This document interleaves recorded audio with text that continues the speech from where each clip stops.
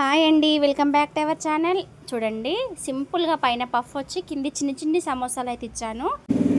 Stitching చూద్దాము. మనకు hand loose ఎక్కడి వరకు ఉందో అంతకంటే పావించు లోపలికి మార్కింగ్ పెట్టాను. 2 సైడు చిన్న చిన్నగా సారీ క్లాత్ తోటి ఈ విధంగా డబుల్ ఫోల్డింగ్ పైన పెట్టుకుని చిన్న చిన్నగా సమోసాలాగా పెడుతున్నానండి. పెద్దగా ఏమి ఇవ్వలేదు, చిన్నగా ఇచ్చాను.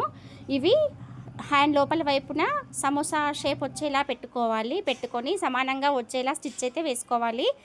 పక్కన వచ్చేలా పెడుతున్నానండి. ఈ విధంగా మనకు హ్యాండ్ లూజ్ మార్కింగ్ ఎక్కడి వరకు ఉందో అక్కడ వరకు పెట్టుకొని ఈ ఎక్స్ట్రా ఉన్న పీస్ కటింగ్ చేసుకొని మెయిన్ పార్ట్ పైన లైనింగ్ పీస్ అనేది సమోసా లోపల వైపుకు పోయేలా పెట్టుకొని మనం ఇంతకుముందు వేసిన స్టిచ్ పైనే స్టిచ్ వేస్తున్నాను.